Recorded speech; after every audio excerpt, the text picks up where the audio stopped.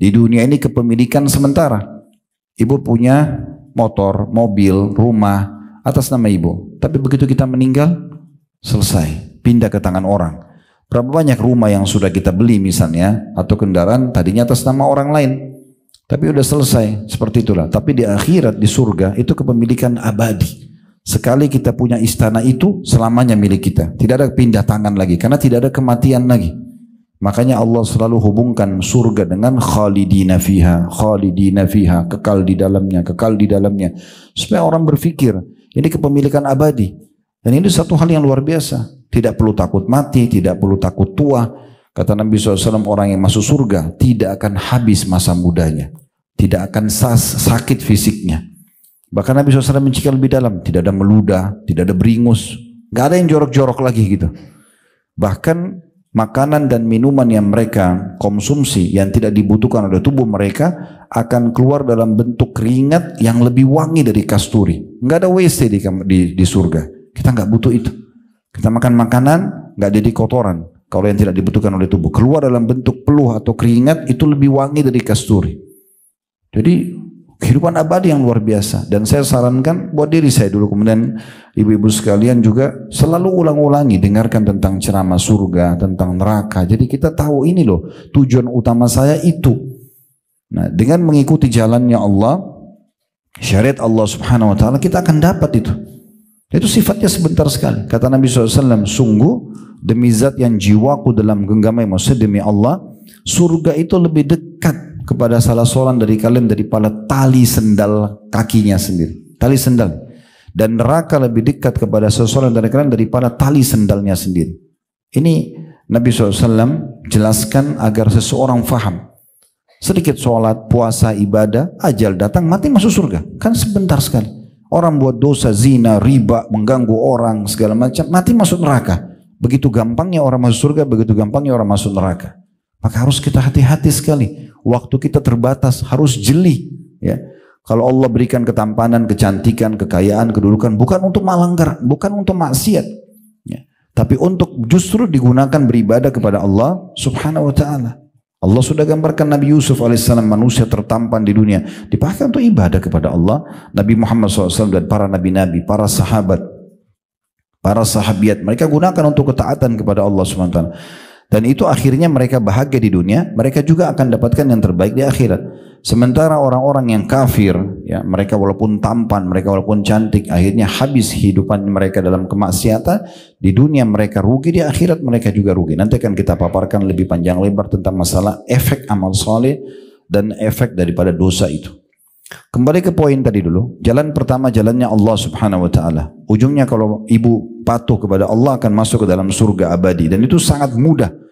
Tidak ada yang sulit. Kayak tadi sholat duhur sebentar sekali. 5-10 menit selesai. Duduk majelismu 1 jam, 2 jam, 1 jam selesai. Sebentar mungkin keluar apa berzikir, sebentar lagi silaturahim keluarga, sebentar bakti sama orang tua, sebentar ziarah ziarah kuburan misalnya, sebentar jenguk orang sakit, apa saja, semuanya mudah dan enak saja dilakukan gitu.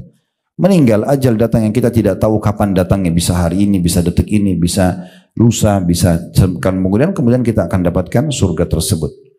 Juru bicaranya Allah yang menyampaikan apa yang Allah inginkan supaya kita masuk ke dalam surga, para nabi-nabi dan rasul. Dan penyambung lidah para nabi dan rasul adalah para ulama dan para da'i. Ibu-ibu hadir di pengajian begini, ya, atau pengajian yang lainnya, siapa saja da'i yang menyampaikan, siapa saja seorang alim menyampaikan, maka pasti yang dipandu Allah berfirman, Rasulullah bersabda, buat ini bu, jangan buat ini bu, kan gitu. Maka itu jalannya para rasul, itu ajaran para rasul, dan juga akan menyampaikan kita ke jalan Allah, ujung-ujungnya surga. Ini jalan yang benar. Nggak ada jalan yang ketiga, nggak ada jalan yang kedua untuk benar. Cuma satu ini saja. Sibuk dengan amal soleh, belajar dari para ulama dan alim, itu adalah jalannya para nabi-nabi, dan akhirnya mengajar kita ke jalan Allah dan ujungnya surga. Yang kedua jalan sesat, dan jangan disentuh jalan ini. Jalannya iblis. Nggak ada jalan ketiga. Iblis ini golongan yang fasik dari kalangan jin. Memang Allah sudah bocorkan dalam surah Al-Baqarah bagaimana dia membangkang kepada Allah Azza wa Jalla waktu disuruh sujud kepada Adam dan seterusnya. Intinya orang ahli neraka ya iblis. Dia pemimpin orang-orang di neraka nanti. Dia akan memandu orang ke neraka. Neraka dengan segala macam siksaannya. Orang yang anggap neraka itu ringan, itu orang bodoh sekali. Ya, saya sering kasih contoh di pengajian kalau kita pakai korek gas kecil. Tentu ini tidak boleh dijalankan ya, tapi cuma dikasih ilustrasi. Kalau kita bakar korek gas kecil dan kita taruh jempol kita saja, hitungan detik sudah panasnya luar biasa. 1 menit bisa matang ini, butuh operasi untuk mengembalikan, itu pun belum tentu sempurna kulit kita. Itu baru sedikit. Bagaimana kalau seluruh tubuh dibakar dengan api, disiksa, tidak ada kematian. Untuk orang masuk surga, masuk neraka nggak ada kematian. Jadi yang nikmati nikmat selamanya, kalau yang siksa selamanya, ini berat sekali. Kecuali orang-orang yang memang orang muslim yang banyak dosanya, dibersihkan dulu baru masuk ke dalam surga. Tapi itu pun kita tidak tahu berapa ribu tahun mereka masuk ke neraka. Kalau bisa kita tidak lalui neraka langsung masuk surga, kenapa harus melalui neraka dulu? Gitu kan? Jadi nggak ada manfaatnya sama sekali. Ini kalau ngikutin jalannya iblis, pasti ke neraka itu. Pasti ke neraka. Tidak ada sama sekali kenikmatannya. Allah berfirman dalam Al-Quran, la yadzuqunal mauta illa mautatal ula. Mereka enggak rasakan mati kecuali mati yang pertama saja. Di dunia saja. Jadi tidak akan mati selamanya. Juga kata Nabi SAW, nanti akan didatangkan oleh malaikat satu sosok menyerupai domba.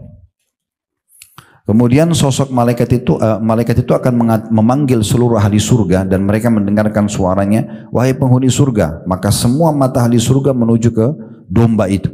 Lalu juga malaikat itu memanggil penghuni neraka sambil mengatakan, wahai penghuni neraka, mata mereka semua menuju ke domba itu.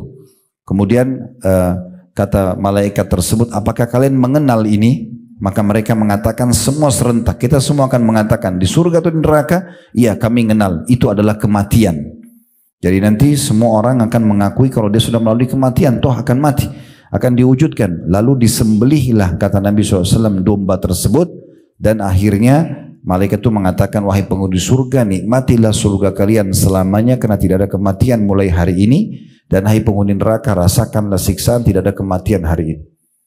Kalau maling di jalan digebukin oleh warga misalnya karena ketangkap, kalau dia masih hidup mungkin masih dipukulin, tapi kalau sudah mati nggak ada orang gebukin, karena orang tahu orang mati nggak rasa sakit kan. Di neraka nggak ada kematian. Jadi jangan konyol ini, selalu saja menganggap remeh, nggak apa-apalah, sampai kapan nggak apa-apa ini. Harus selamatkan diri kita, dan tidak ada yang bisa menyelamatkan diri kita kecuali kita sendiri, Bapak Ibu sekalian. Juru bicara iblis, dukun, peramal, penyamun, penyihir, ahli maksiat, berteman sama mereka pasti ke jalan iblis, pasti neraka. Clear, selesai. Tentukan dari sekarang. Kita sudah bahas pada pertemuan yang lalu, usahakan setelah tahu ini istiqomah.